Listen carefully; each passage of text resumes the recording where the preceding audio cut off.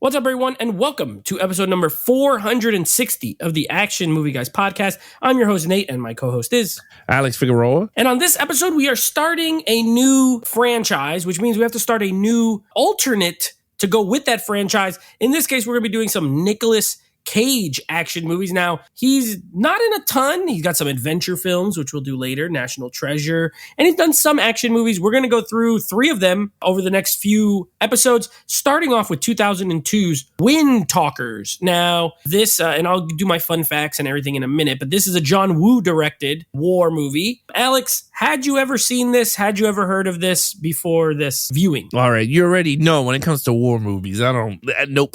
I didn't even know Nicolas Cage joined the brass of people that does that action. I think if you are action star, you got to do at least one war movie. I mean, right? If you think about it, if you look at any big action star, they've all done them. They're in a war movie. I can't think of one. The Rock has not. The Rock? Yes, he is. He was G.I. Joe. Oh, I guess if you count that. Then. Yeah, he's a military if you count person. that, then yes, you're right. Yeah. All the other ones, remember Chris Hemsworth, 12 Strong? We watched Strong. that. Yep. Steven Seagal. Steven Seagal? Which one? I gotta clip that. That is one of the funniest faces you put. All his movies are war movies. Chuck Norris, Missing in Actions and Delta Force. Jean-Claude Van Damme, was he in a war movie? Yep. Expendable. Is that a war movie? Not really. Well, no, because they're like a mercenaries. Like this. Stallone hasn't done a war movie. No. Nope. I don't think he did. No. He played a lot of cops. Now, Schwarzenegger, he played military multiple times. The Predator one. Predator. Yeah. So I feel like you're right. In the great pantheon, you have to do a war movie if you want to be super legit. Nicolas Cage, I wouldn't call him super legit as far as action goes, but hey, he's in this war movie. Now, okay, so you've never seen it. I figured that. I just wanted to get that out the way because I know you're not. You know, the funny thing is you're not into war movies, and every time we watch one, you like it. So maybe you are into war movies. You just getting around to it late. You're a late bloomer with the war. It could be like my DNA. You know how people say you're an old person at heart when you start to get older. Maybe you unlocked the DNA for my old person gene. I mean, maybe, because I distinctly remember saying you said I don't like war movies, and so far you've liked almost all. I don't think I never disliked it any. You liked all of them. I liked them all. They were all 24s and 25. I don't think I went below. Yeah, it's true. We were soldiers, 25. The other one, and we haven't done like Saving Private Ryan. There's a bunch we have not done. We did Pearl Harbor, and I enjoy that. Midway, I enjoyed. That's right. So anyway, this is a new one. Now, let me give you some fun facts and then the Rotten Tomato scores for this movie. Now, a couple of fun facts about this movie. This is, of course, like I said, John Woo directed this, a Hong Kong action legend, did a bunch of movies over there, came over here to the U.S., made, of course, Hard Target, an action movie guy's stamp of approval movie, Face Off, Broken Arrow, right? Paycheck, Mission Impossible 2, which the funny thing is, the Blu-ray cover for this says from the director of MI2. Out of all the movies that he did, that's the one that they picked. That's the one that they picked. Whatever. Now, this movie initially was supposed to come out in November of 2001. However, due to the September 11 attacks, it got pushed back almost a year to 2002.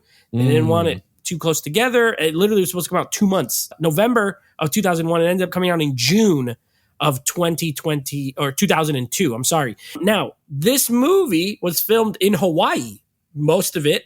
And if it looked familiar at all, it was because it was on the Kualoa Ranch, which you may not know by name, but they filmed the TV show Lost.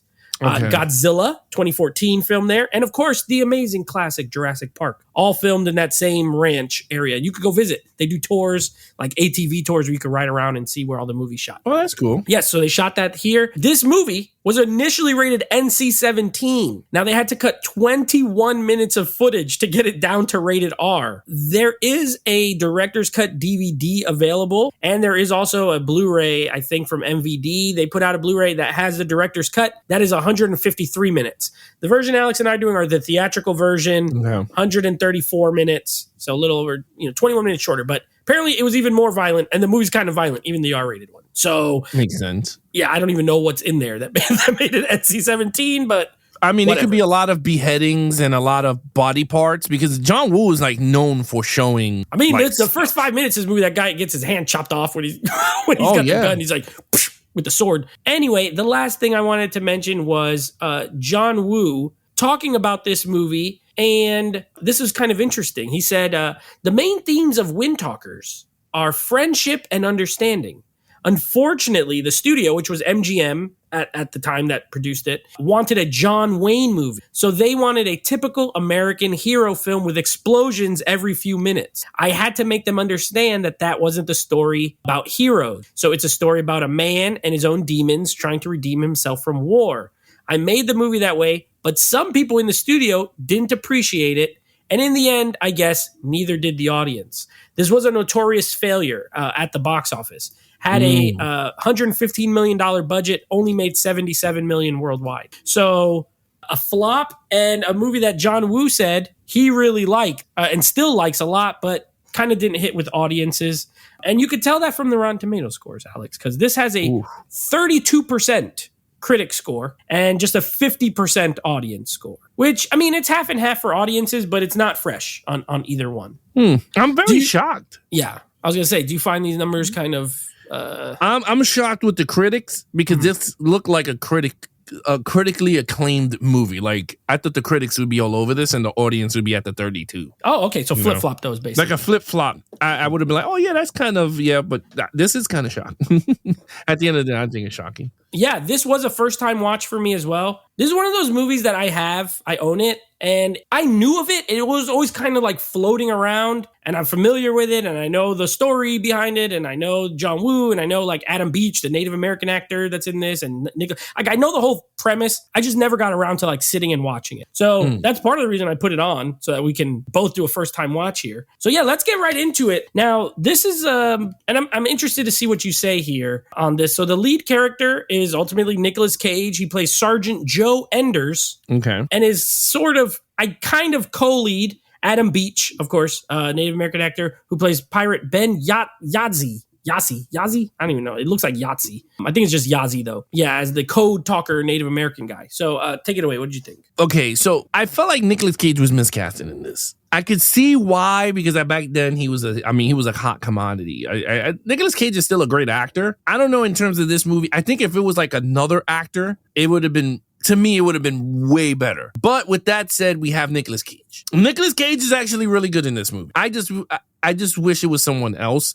But for me, what I got from him, I kind of enjoyed it. I thought it was good. I gave him a 4. I was going to go with a 5. I mean, technically, I could go with a 5 because technically the Indian guy did I mean, they were all good. You had Christian Slater. I mean, they were all good in this movie. Like, all the supporting characters were good here. Even your boy, the lieutenant. Which Peter is like, Stormare? He was really good. They got a good cast. Again, Jason Isaacs is in this. Peter Stormare, Christian Slater, Mark Ruffalo. Oh, yeah. That's what I'm saying. Like, honestly, I'm going to score a 5 because besides Nicolas Cage is the lead, that's who we're talking about. Like, I will give him a 4 because I thought he was really good. He got injured in war. And, he fell in love with the girl, the nurse that was taking care of him. And then she helped him pass the test, cheating and all that. And then he wasn't as crazy with the Indian guys because he was doing his job. But then towards the end, he felt for them. Like they're part of the team too. So like, it's a cool concept. I thought it was pretty cool in terms of the characters,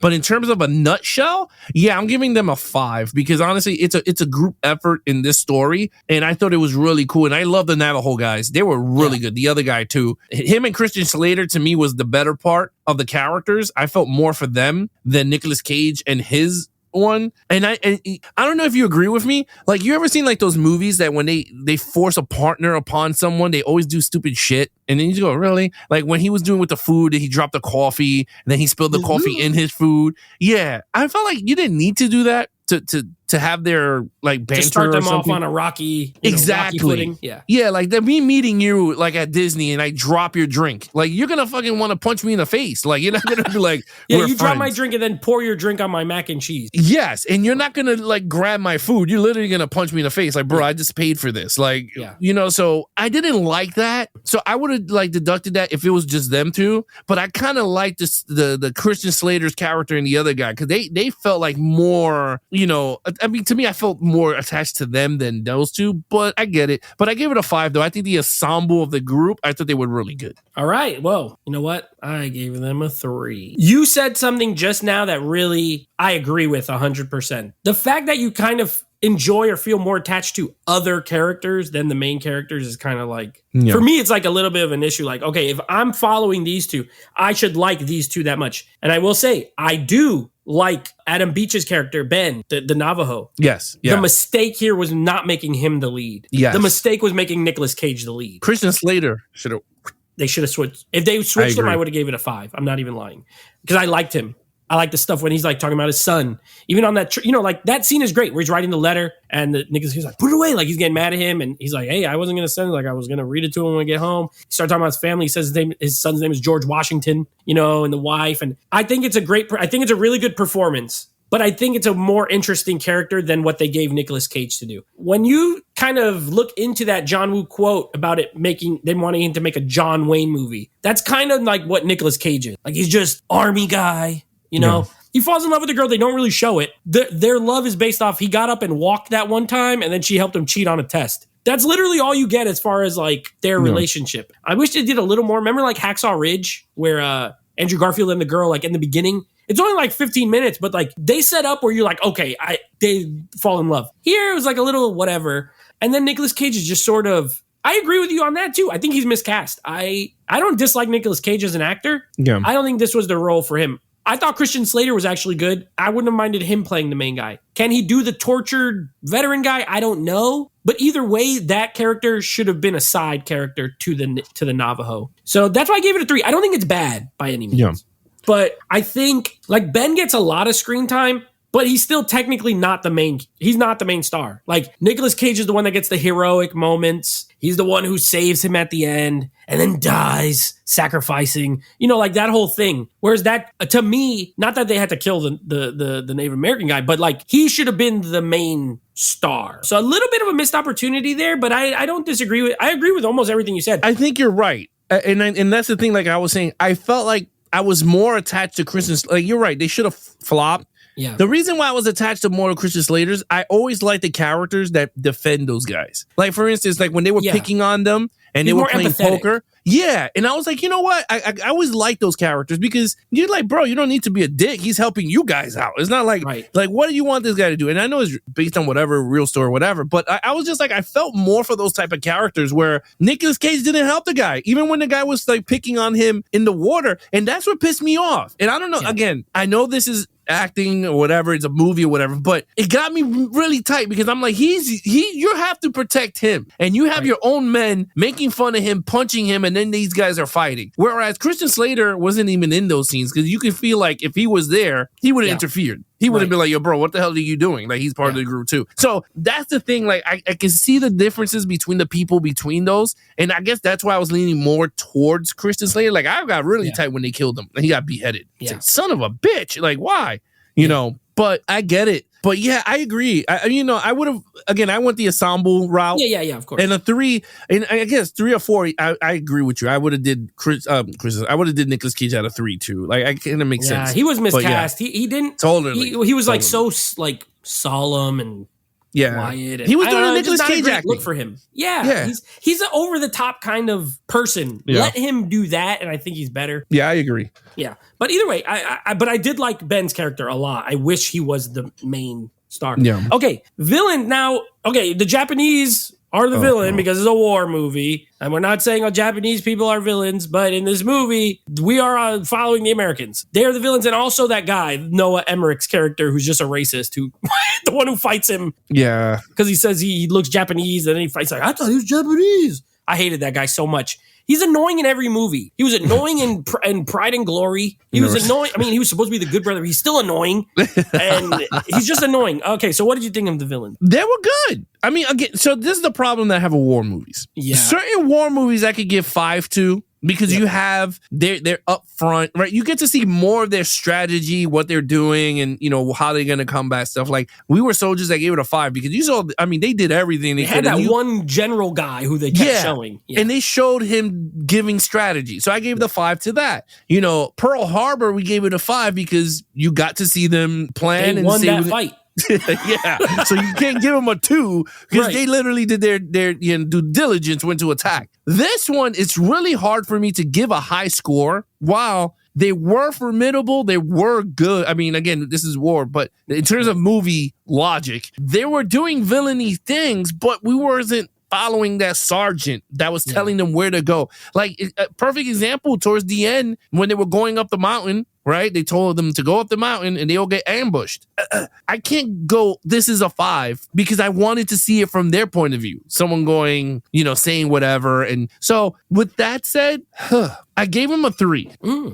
I thought they were good. I mean, again, they were perfect for the war thing, but I think in terms of villainy-ish, I mean, throughout the whole movie, they're getting bombs and everyone's running towards them and shooting. So it's kind of hard to be like, oh, this is a 4, 2, or 3, or 2. But I thought they were good. Oh, well, no, you know what? Scratch it. I give it a 4. I thought they were great. I think they were great. I don't think they were perfect because I wanted that one villainy guy. Yeah. And then the douche, I'm not going to go crazy with the douche because he did it like in a few 2 scenes. And then when the guy and him, like, they became friends once everything. So that's just a dick. In the dick meter, he's a 5. Yeah. But in terms of villainy, I'm going to give him a 4. I think a 4. Fair. Great. Yeah, I have the same score. I have a 4. I agree with everything you said. And yeah, We Were Soldiers was the exception because they freaking destroyed and that guy was like super evil. Here, like they're an obstacle. Obviously, they're formidable. They kill a lot of guys. Kill your boy Christian Slater.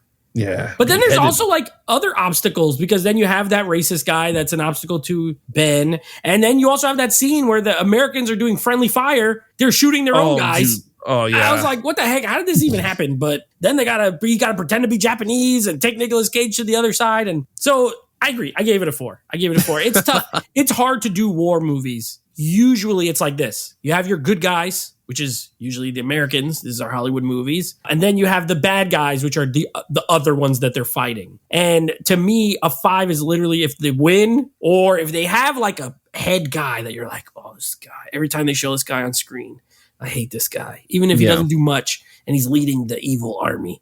You don't get that here. But they kill a lot of people. They kill a lot. They're defending their land. Nicolas Cage dies. So I mean, I guess they killed the main character. I'm still not going to give him a 5, though. I give him a 4. I agree with you.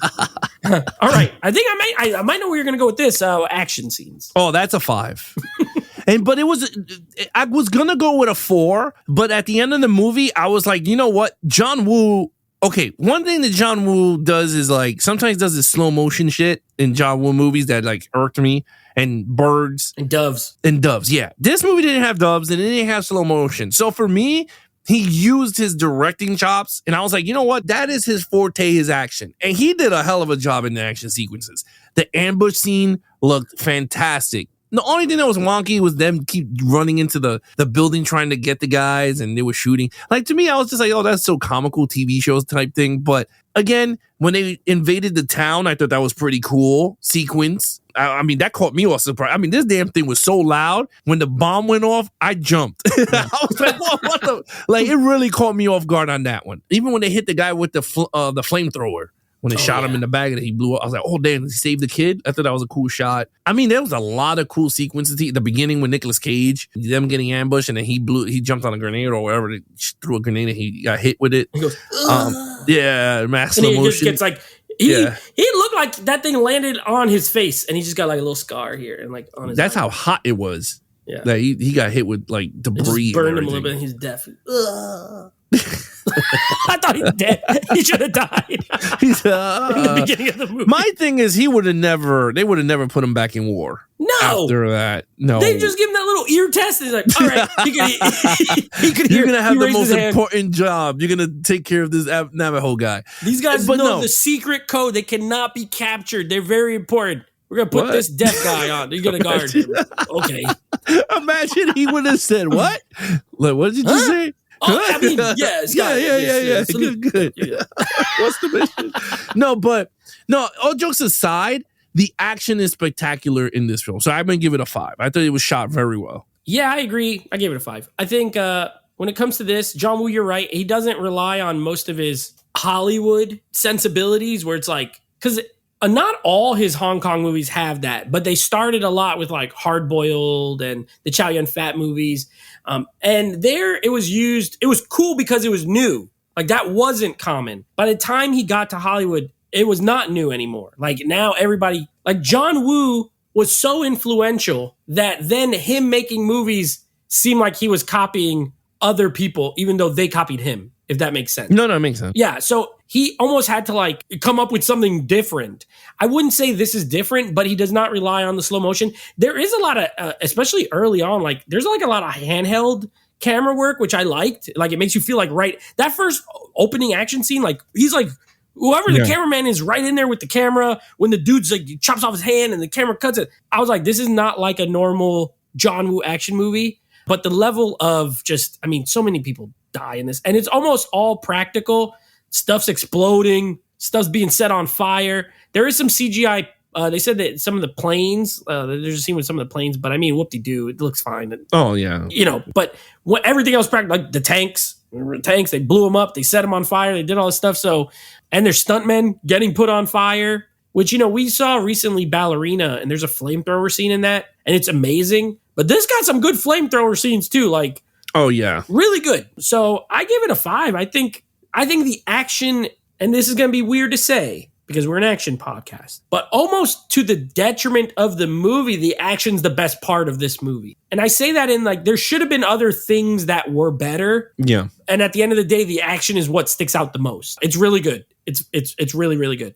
So if that's what you're here for, you'll get it and plenty of it. And apparently that director's cut's even more violent. So maybe seek it out if you like this one. It's even more gory than this. All right, let's get to the storyline. What did you think? Okay, so when it comes to storyline, I kind of liked it. I don't know. I liked it. I gave it okay, so hear me out here. Okay. I gave it a 5. Not because of Nicolas Cage. We're taking all that out. I kind of like the premise of it. Now, again, it's real. I mean, supposedly it was real. So it's true. Yeah. Yeah, so if it's true, so I kind of liked it that they used the Indians because of their language. It sounds like a code. I think that's genius. I mean, to be honest with you, I think it's genius. They never got to crack it because they never caught an Indian. So I mean, I think it was genius. I like the way the story was told. I wasn't bored. I was really into it because I was into the side characters more than the main character. But towards the end, I got into it with all of them. Once they got ambushed from the last 30 minutes is you really get into it because they get ambushed in the town and it goes right into them going up the hill because they have to see if they were out, and they weren't. But I kind of digged it. I thought it was pretty cool. And I love the scene with Ben doing his Indian thing and telling his son that he's going to tell stories about Nicolas Cage's character and all that stuff. So I thought it was great. I thought it was perfect. For me, I thought it was a perfect movie. Now, again, I'm not saying this is the perfect movie, Hollywood winning, Oscars and all this screenwriting stuff. I just enjoy the story very well. I thought it was really good. So I gave it a 5. That's great. I think John Woo would, if he heard you right now, he'd be like, see, this guy got it. I reached out to him. All right. I did not give it a 5. I gave it a 3. Oh. I do think it's good. And where I 1,000,000% agree with you is, I think the premise is great. I don't think the execution is great. That's the only thing that kind of hampers it for me. But I think the story of the Native Americans, you're right. How would the Japanese know what the heck they're saying if they don't speak English? The Japanese can learn English, but Native Americans speak a language only Native Americans speak. That is that Indian language. They don't know it. So, they have to capture one. I like the idea of if they capture them, the guardian person has to kill them. It leads to some, let me say this. It should lead to some more suspense. Oh shoot, will he do it? Will he not do it? We do find out because Nicolas Cage. Well, no, Christian Slater does it first. Right. Christian Slater does it, but we do find out because Nicolas Cage doesn't do it, is what I was going to say. He does not, he never does it, and he wouldn't have, he saves him if anything, and that's my problem with the story is again, we're stuck with the hero we should not have had. Instead of the hero we should have had. I don't know. I felt torn because I don't hate this movie. I agree. I think it's pretty good. I just think there were some changes that could have been made. Some flippity flops. But I totally agree with you because Nicolas Cage's character wasn't one-to-one with his boy. The thing that got me was so mad with Christian Slater, right? Hear me out. The reason why it got me so mad was because Christian Slater and his dude were playing music together. He learned the guy's. Yeah, he had the harmonica. The other one had the Indian blowing pipe, whatever the thing is called. Yeah, the flute thing, right? Yep. And they were bonding. So like for me, I'm like, damn. But like even it got to that sentimental moment when he was about to get captured. He goes, I got to kill you because I can't let you get captured. But then he decided not to, and he saved them. But then Nicolas Cage was the one who had to throw the grenade. Nicolas Cage blows him up. Yeah, he does it worse, right? So and that's our hero, and he blew him up. Yeah, I mean, I guess he had to. That was his orders, but yeah. So like for me, I felt like you're right. It was the wrong hero. It should have been Nicolas Cage getting killed with his guy, and then Christian Slater saving the day. Should have blown him up. Yeah, they should have. Yeah, like I thought that shit was the worst. I was like, damn. Yeah. He was just like, it's okay, you could throw it. I was like, no way.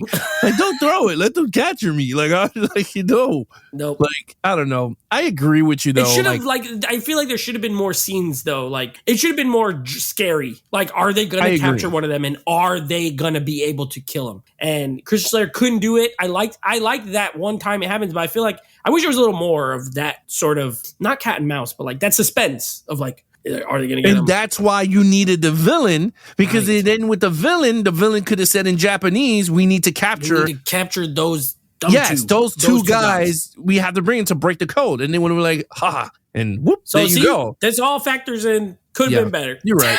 You're right. For me, but it could have been a little bit better. I think I like that your score. You kind of get you like the overall theme. I like the overall theme. Yeah. Again, because if we break this down, then I'm be like, oh well, like even there's only two of them. Yeah. I'm just like, oh, it could have been way more of these guys. Like, I mean, maybe there was with other groups. That's what I'm saying. But like, we were focusing on these two. Yeah.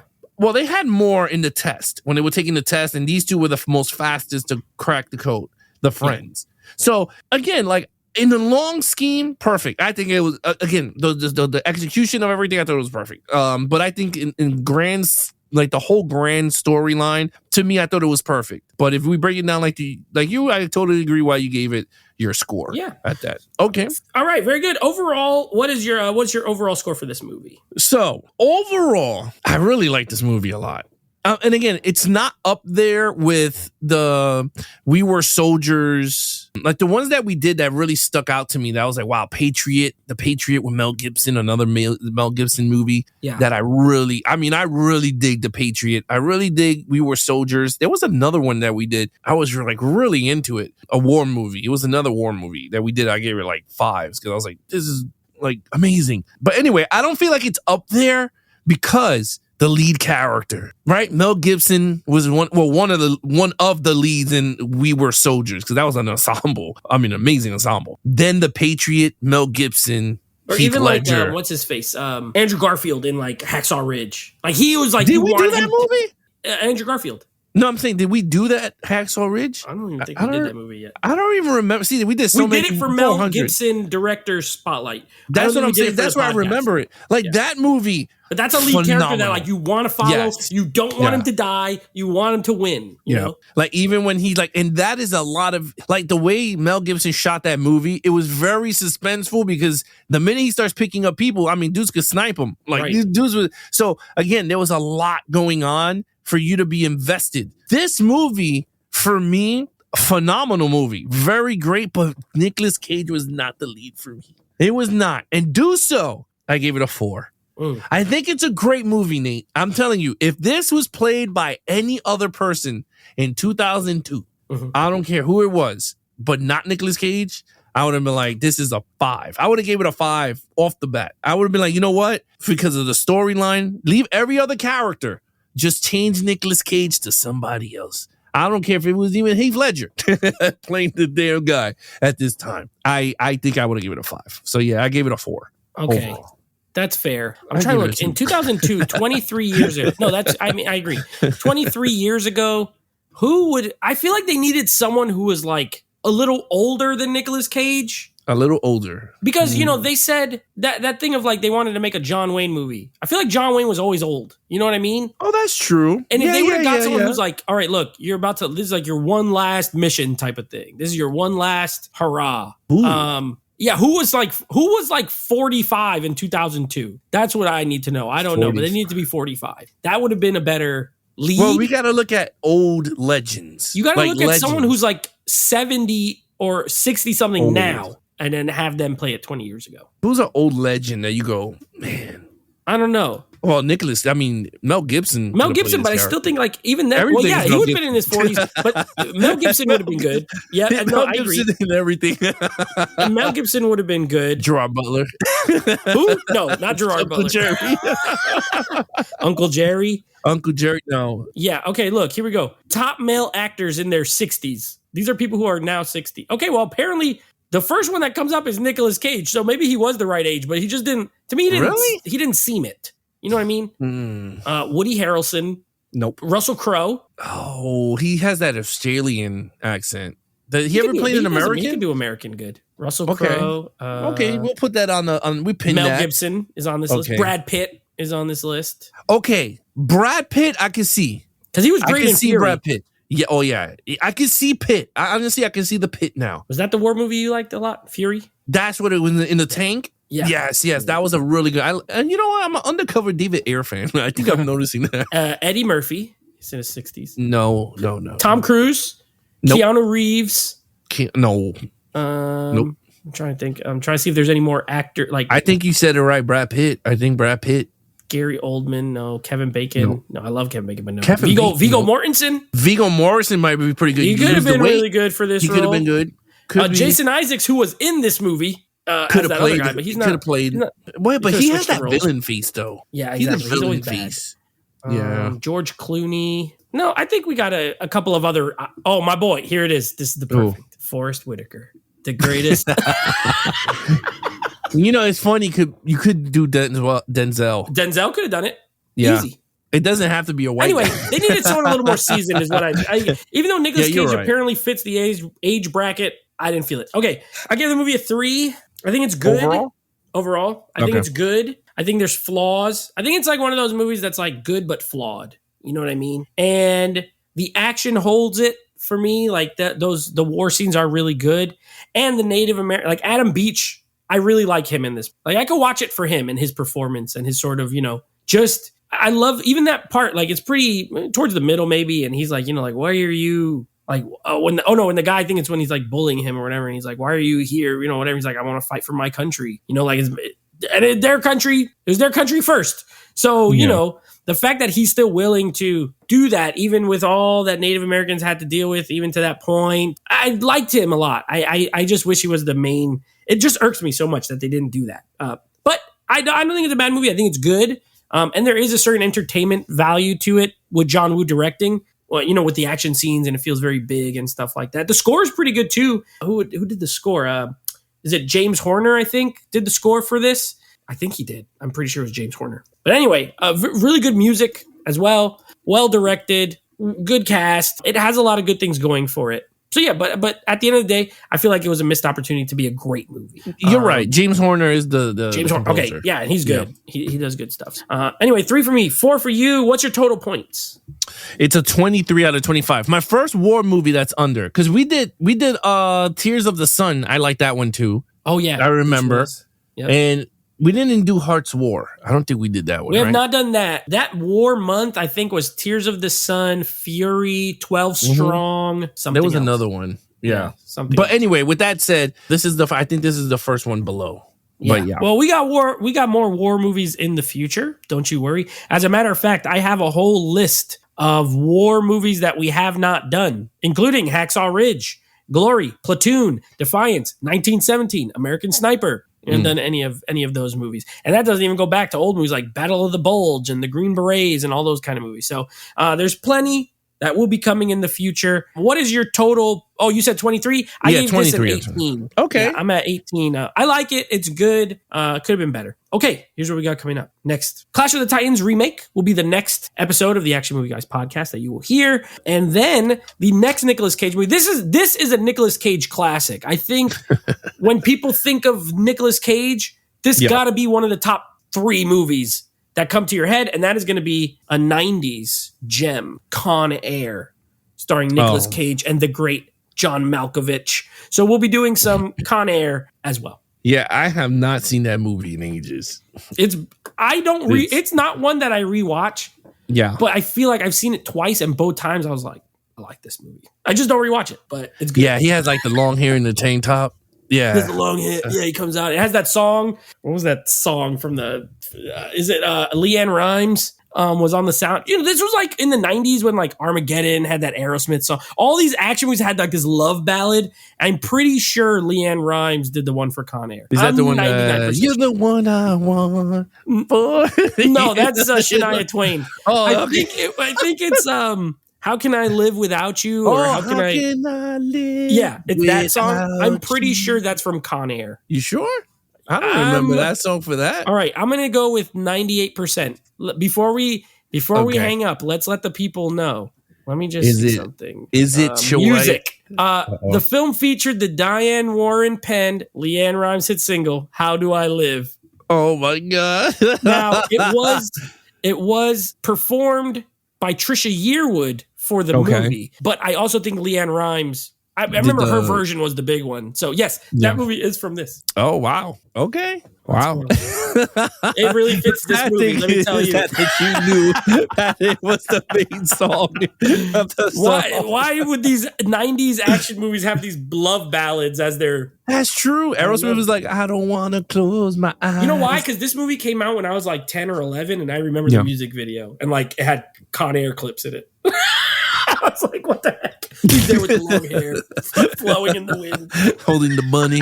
Put the bunny back in the box. No, that's gonna be great. All right, guys, thanks for hanging out with us on this Action Movie Guys podcast episode. Don't forget to subscribe to our YouTube channel, Geeks and Flicks, for reviews, unboxings, and more. You can also follow us on Instagram at Geeks and Flicks, and make sure to follow the podcast on your favorite platform so you never miss an episode. And remember, don't just watch movies, live the action.